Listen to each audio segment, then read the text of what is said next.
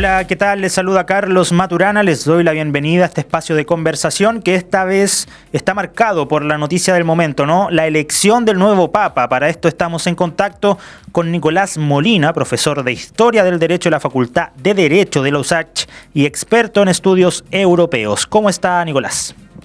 Muy bien, muchas gracias y gracias por la invitación. No, gracias a usted por aceptarnos. Ya estuvo presente en la transmisión especial que tuvimos en el marco de este cónclave. Comencemos. ¿Cómo se puede entender la elección del nuevo Papa? Se entiende que todo esto se basa un poco en la fe, ¿no?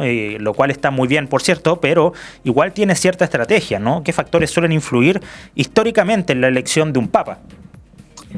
Bueno, en general, como habíamos hablado ese día miércoles en el panel, hay una máxima que se aplica en casi todos los cónclaves, que es la de quien entra papa sale cardenal. Y pareciera ser que en esta instancia ocurrió precisamente eso. Todos los candidatos que sonaban fuertes, los candidatos italianos, los candidatos africanos, los candidatos asiáticos, incluso candidatos de segunda línea como el cardenal Erdó, que es el cardenal el obispo, en este caso de Budapest, no fueron electos y la decisión del colegio cardenalicio fue por otro lado. Ahora, ¿es primera vez que ocurre una sorpresa de este tipo? La verdad es que no, ya con excepción de la elección del cardenal Ratzinger como Benedicto XVI, donde uno podía suponer que era una de las cartas fuertes en cuanto era la máxima autoridad de la Iglesia después de el fallecido Juan Pablo II.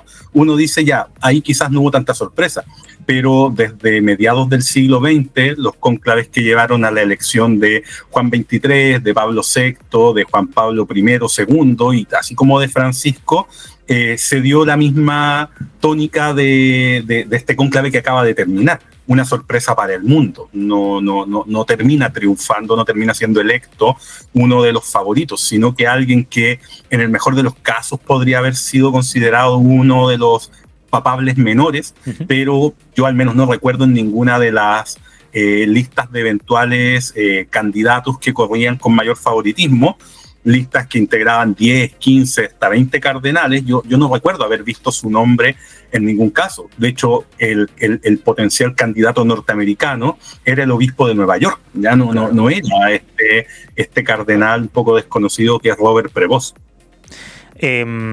Igual llama un poco la atención, porque en teoría, en el cónclave, como lo hice, o como más que nada, de hecho, se hicieron muchas similitudes con la película Cónclave, propiamente tal, lo encerrado y enclaustrado que es el proceso, digamos, y pese a eso, 14 horas antes, el nombre de Robert Prevost empezó a surgir de la nada. ¿Cómo habrá sucedido eso? No hay como una... entiendo que son apuestas de los medios de comunicación, sobre todo internacionales, pero es un nombre que surge de la nada y en pleno cónclave, ¿no? Sí, es complejo poder, al final de cuentas, saber qué es lo que ocurre a nivel interno. Con posterioridad igual se van soltando algunos detalles con el paso del tiempo, muy probablemente de boca del personal de acompañamiento que está en el cónclave, los médicos, asesores, etcétera, etcétera, porque igual hay un pequeño grupo de personas que no son cardenales, que van a estar dentro de los cónclaves.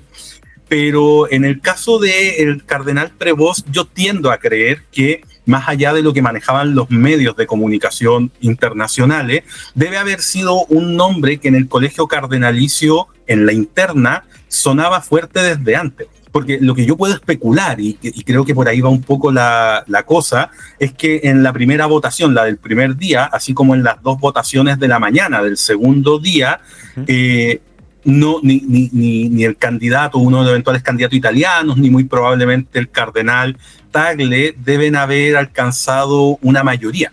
Entonces lo que sucede es que las negociaciones que siempre uno supone se desarrollan tras no alcanzar una mayoría, deben haber llegado rápidamente al puerto de que el punto medio finalmente entre estas dos vertiente entre estas dos candidaturas, era el cardenal Prevost. Ahora, eso difícilmente al colegio cardenalicio se le debe haber ocurrido de la nada después de la segunda votación, es decir, encontremos un candidato ahora. Yo creo que en la interna, más allá de las especulaciones de la prensa y de los medios internacionales, para la propia curia, el cardenal Prevost debe haber sido desde mucho antes ese candidato intermedio, el candidato, digámoslo así, moderado, que podía eventualmente, frente a no conseguir mayoría ninguna de los dos bandos que sí eran más conocidos en la prensa, que se lograse aunar finalmente los votos en torno a uno de estos. Prevost debe haber estado en este ojo del colegio cardenalicio desde mucho antes. Es como el llamado al conciliar, como conciliar ideas, corriente y perspectiva.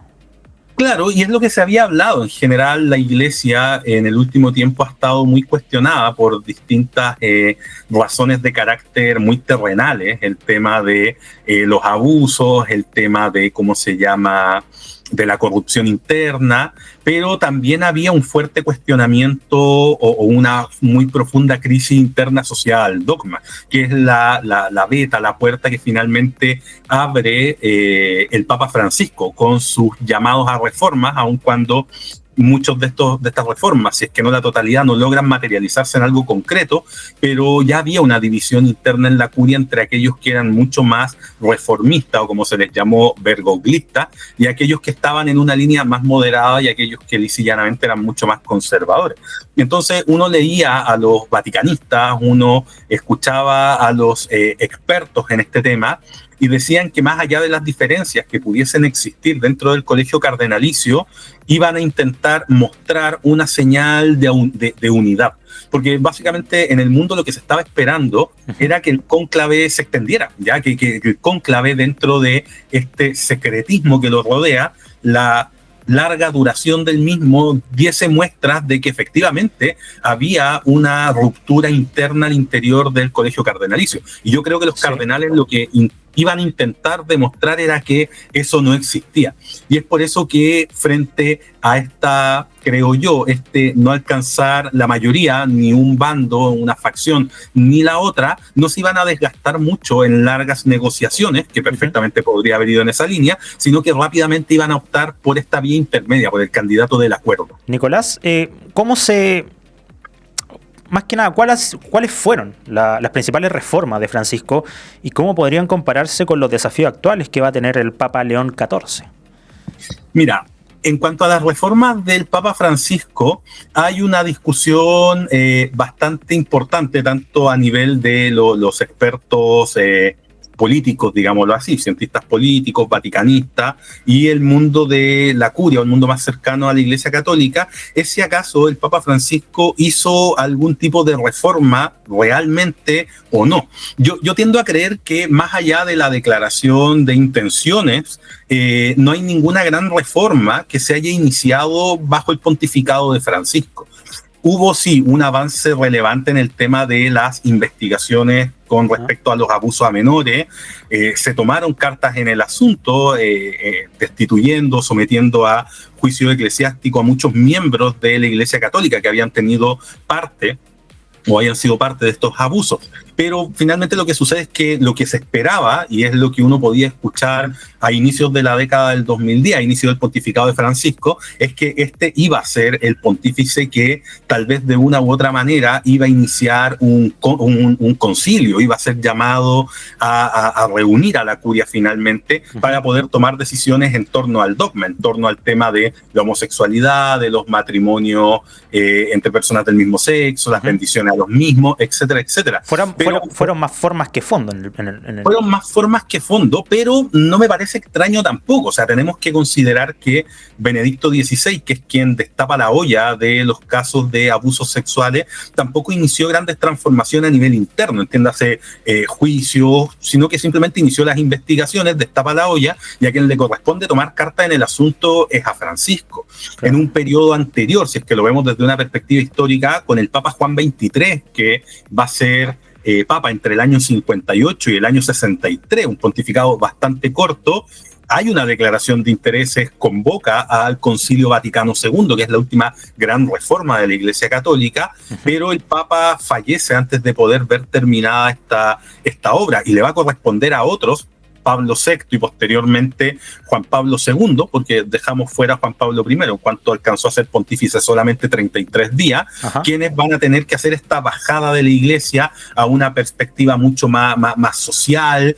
y empezar. Pablo VI fue el primero que empezó a viajar por el mundo, y esto es una práctica que el resto de los pontífices han replicado. Entonces, no es extraño que se dé esta dinámica de que hay un papa que plantea el problema, abre la puerta a, y finalmente terminan siendo sus sucesores quienes lo convierten en una política concreta. ¿Ya? Entonces yo creo que en ese sentido el pontificado de León XIV puede ir quizás en esa línea, de ser aquel que materialice, lleve a la realidad práctica, no sé si hablar de una reforma, pero ya discutir seriamente con la curia aquellos puntos que dejó trazados el Papa Francisco. Claro, y en base a eso, ¿qué características o mensajes simboliza la elección de este nuevo Papa, entendiendo el momento histórico actual? Yo hablaba con un teólogo hace un par de semanas, la entrevista está en Radio Regionales, en el YouTube de Radio Regionales, que decía, por más que salga un Papa conservador o progresista, él se tiene que ir por las líneas del Concilio Vaticano II, que es un poco lo que seguía a Francisco. No podía retraer lo que él ya había trabajado. En base a eso, igual, ¿en qué momento histórico surge la imagen de León XIV y se enfrenta a un duro escenario político internacional, donde va a tener que entrar a mediar, tal como lo hizo Francisco en conflictos de guerra, tanto en África, por ejemplo, tanto en Asia, entre Rusia y Ucrania en este último tiempo también? ¿Cuál es el peso de este nuevo Papa, tomando en contexto el momento histórico actual? O sea, el rol del Papa León XIV va a ser bien, bien complejo. Yo no sé si tanto más complejo, porque cada época tiene sus propias características de lo que ha sido la situación de pontífices anteriores. Lo hablábamos el mismo día miércoles, un Benedicto XVI que tiene que asumir en pleno conflicto entre Estados Unidos y la coalición de la ONU contra los países fundamentalistas religiosos islámicos de Medio Oriente, o Juan Pablo II y Pablo VI, que son papas ahí en este periodo de mayor conflictividad de la Guerra Fría, o qué sé yo, Pío XII durante la Segunda Guerra Mundial, o Benedicto XV para la Primera. Entonces, cada pontificado ha tenido sus propios desafíos en lo que es el Papa como un interlocutor geopolítico, finalmente.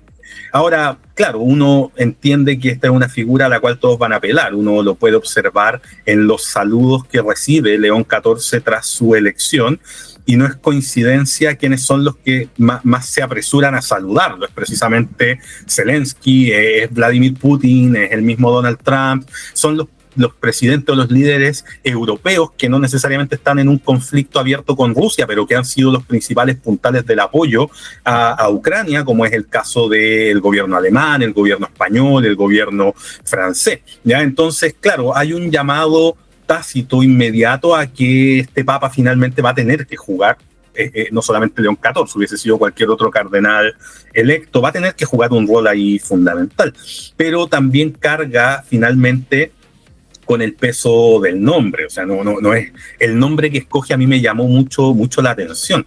No estaba, yo creo que en el pronóstico de nadie. Yo recuerdo haber visto que las casas de apuestas se las jugaban mayoritariamente porque el nombre del Papa iba a ser o Juan Pablo III o eventualmente un Francisco II. Ya claro. Iba a ir por esa línea. De hecho, mi siguiente pregunta era esa. ¿Por qué Robert Prevost escogió el nombre de León XIV? ¿Y por qué lo habrá escogido? O sea, ¿qué han hecho los anteriores leones, por así decirlo, que lo hayan motivado para llevar este nombre, no? Mira, es un nombre que tiene una carga importantísima. ¿Ya? Yo creo que cuando el cardenal Prevost escoge ser, en este caso, el sucesor de León XIII, que había sido el último pontífice con ese nombre en la Iglesia Católica a finales del siglo XIX, inicios del siglo XX, está entendiendo la magnitud de lo que implica cargar con ese título. ¿Ya? Los papas León ha habido 13 papas León, evidentemente algunos más importantes que otros, pero hay 3 papas que utilizaron ese nombre que fueron fundamentales en la estructuración de la Iglesia Católica. El Papa León I, que es uno de los 3 papas que tienen el apelativo de Magno. Está León I Magno, Gregorio Magno y Juan Pablo II Magno, ¿no? Estamos hablando de 266, 67 papas, donde solamente 3 se les ha entregado este apelativo de Magno. Entonces hay un León I, que ya así muy atrás en el tiempo, pero es el papa que le toca lidiar con la etapa final de la crisis del Imperio Romano, ya donde la iglesia se sustenta sobre el Imperio Romano. A la caída del mismo nadie tiene mucha seguridad si la iglesia va a poder sobrevivir finalmente a este gran cambio. Después tenemos a León III. León III es el papa que tiene que lidiar no solamente con la arremetida del Islam en Europa, sino que también es aquel que decide coronar a Carlomagno como sacro emperador romano germánico en la Navidad del año 800. Es un papa con un rol político también muy importante. Y para qué decir, el más contemporáneo, que es León XIII, que es el papa de la encíclica Rerum Novarum, es el papa, como se le va a conocer hace un siglo atrás, el papa de los obreros, ya el papa que sienta las bases de lo que va a ser la doctrina social de la Iglesia Católica, sin el pontificado, la forma de ver la relación entre la iglesia y los sectores más desposeídos de León XIII. Es muy difícil entender incluso cómo medio siglo después se articula el Concilio Vaticano II. ¿Ya? Entonces, decir que Robert Prevost escoge el nombre de León XIV no es azaroso. Él entiende que hay una carga asociada, creo yo, a que se están viviendo tiempos nuevos y que la iglesia, como lo dijo León XIII en su momento y como lo dijo también Juan XXIII, que son estos dos últimos grandes reformistas, la iglesia tiene que estar a la altura de los nuevos tiempos. Y yo creo que va un poco en esa línea. Ahora, si uno observa también la trayectoria de el cardenal Prevost hasta antes de ayer, que todavía era cardenal, sí. Claro, es un papa extremadamente misional, es un papa, no es un gran teólogo, no es un papa político en particular, como lo fue Juan Pablo II, tal vez, o teólogo doctrinario como lo fue Benedicto XVI. No, en ese sentido sigue la línea de Francisco, es un papa bien... voy a usar esta frase aun cuando de repente no define, pero para que nos entendamos, es un papa bien párroco, bien de parroquia, bien de estar ahí con la comunidad, de meter los pies al barro. En el corto término tiene calle, digamos, ¿no? Es un papa con bastante calle, porque claro, aparte no fue un cardenal y antes de eso un sacerdote que estuviese, no sé, pues realizando una labor misional en Europa o en Norteamérica, sino que es un papa que fue designado en su momento obispo de Chiclayú el año 2014, pero antes de eso él, por mandato de la Orden de los Agustinos, se vino donde coloquialmente uno podría decir las papas queman, Latinoamérica, Perú, a zonas donde es difícil pensar que alguien desde un espacio como lo son las diócesis peruanas o de la parte andina, porque entiendo también que cruzó mucho a Bolivia, estuvo mucho en Colombia, estuvo en Chile incluso, es difícil que alguien desde esa posición pueda proyectar una carrera eclesiástica que diga, esto va a terminar en un papado. Distinto es, claro, Benedicto XVI uno podría decir en una carrera que vaya a saber uno si él aspiró en su momento a decir yo quiero llegar a ser papa, pero son carreras que están muy ancladas en el gran dogma, en la teología, en el derecho canónico, y que uno dice, están ancladas en Roma, van encaminadas a que estos tipos van a ser, si es que no papas, cardenales muy importantes. Y con Robert Prevost parece que no se cumple esa premisa de decir es una persona que estaba pensando en Roma, estaba pensando en una carrera eclesiástica ascendente y muy importante. Es como no, es un sacerdote de calle, de parroquia, de meter los pies al barro, básicamente. Nicolás, cortito antes de que nos vayamos, el nombre de Pedro se mantiene intocable desde hace casi 2000 años y no se escoge. La no elección de este nombre responde más a una suerte de respeto más que a una superstición, supongo yo, ¿no?